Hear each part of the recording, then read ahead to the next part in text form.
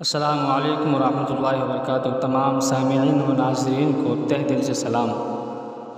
حضرت لوط علیہ السلام کا واقعہ۔ حضرت لوط علیہ السلام حضرت ابراہیم علیہ السلام کے برادر زادہ ہیں اور ان کا بچپن حضرت ابراہیم علیہ السلام ہی کے زیر سایہ گزرا، اور ان کی نشو و نما حضرت ابراہیم علیہ السلام کی ہی آغوش تربیت کی رہین منت تھی۔ حضرت لوط علیہ السلام اور ان کی بیوی حضرت ابراہیم علیہ السلام کی ہجرتوں میں ہمیشہ ان کے ساتھ رہے ہیں، اور جب حضرت ابراہیم علیہ السلام مصر میں تھے تو اس وقت بھی یہ ہم سفر تھے۔ مصر سے واپسی پر حضرت ابراہیم علیہ السلام فلسطین میں آباد ہوئے، اور حضرت لوط علیہ السلام نے شرق اردن کے علاقے میں سکونت اختیار کی۔ اس علاقے میں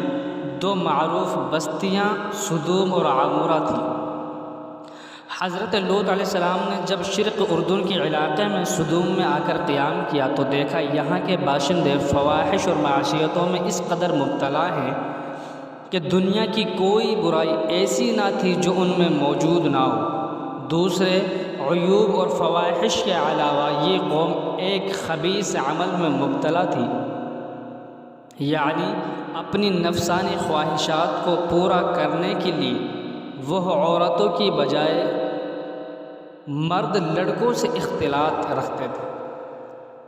دنیا کی قوموں میں اس وقت تک اس عمل کا قطعی رواج نہ تھا۔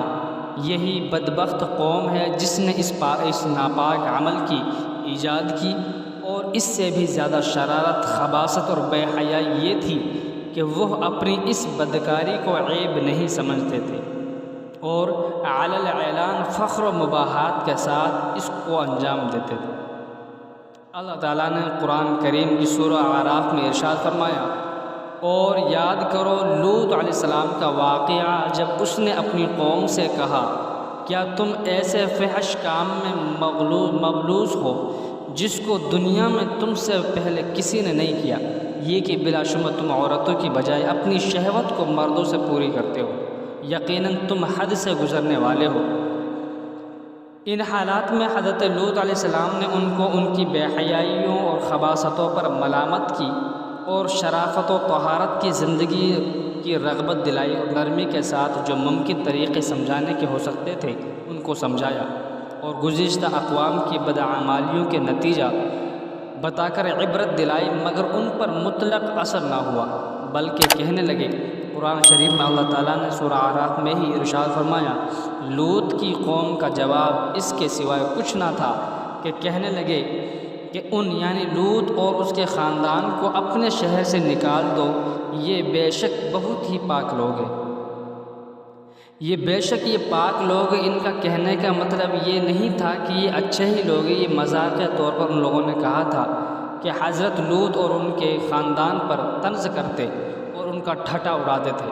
کہ بڑے پاک باز ہیں، ان کا ہماری بستی میں کیا کام، یا ناصح مشفق کی مربیانہ نصیحت سے غیظ و غضب میں آ کر کہتے تھے کہ اگر ہم ناپاک اور بے حیا ہیں اور وہ بڑے پاک باز ہیں تو ان کا ہماری بستی سے کیا مغالطہ، ان کا ہماری بستی سے کیا واسطہ، ان کو ہماری بستی سے نکل جانا چاہیے۔ حضرت لوط علیہ السلام نے پھر ایک مرتبہ بھری محفل میں ان کو نصیحت فرمایا، تم کو اتنا بھی احساس نہیں رہا کہ یہ سمجھ سکو کہ مردوں کے ساتھ بے حیائی کا تعلق، لوٹ مار اور اسی قسم کی بد اخلاقیاں بہت برے اعمال ہیں۔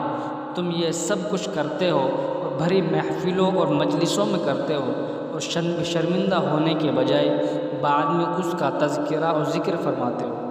اس طرح سناتے ہو کہ گویا یہ کار نمایاں ہے جو تم نے انجام دیے ہیں۔ اللہ تعالیٰ نے سورہ عنکبوت میں ارشاد فرمایا، کیا تم ہی وہ نہیں ہو کہ تم مردوں سے بدعملی کرتے، لوگوں کی راہ مارتے ہو، اور اپنی مجلسوں میں اور اہل و عیال کے روبرو فواحش کرتے ہو۔ قوم نے اس نصیحت کو سنا تو غصے سے تل ملا اٹھی اور کہنے لگی، لوط بس یہ نصیحتیں اور یہ عبرتیں ختم کر، اور ہمارے اس اعمال سے تیرا خدا ناراض ہے تو وہ عذاب لا کر دکھا جس کا ذکر کر کے بار بار تو ہم کو ڈراتا ہے، اور اگر واقعی تو اپنے قول میں سچا ہے تو ہمارا تیرا فیصلہ ہو جانا ہی اب ضروری ہے۔ قرآن شریف میں اللہ تعالیٰ نے ارشاد فرمایا سورہ عنکبوت میں رکوع نمبر 29 آیت نمبر 29 میں، پس اس لوط کی قوم کا جواب اس کے سوائے کچھ نہ تھا کہ وہ کہنے لگے تو ہمارے پاس اللہ کے عذاب لے کر آ جا اگر تو سچا ہے۔ وہ قوم اتنی بدبخت اور اتنی بدعمل تھی کہ وہ اپنے اس بے حیائی اور بے شرمی عمل سے باز نہ آئی، اور حضرت لوط علیہ السلام کو ہی بارہا وہ الٹے جواب دیتے رہے کہ ان کو اللہ کے عذاب نے آ پکڑا۔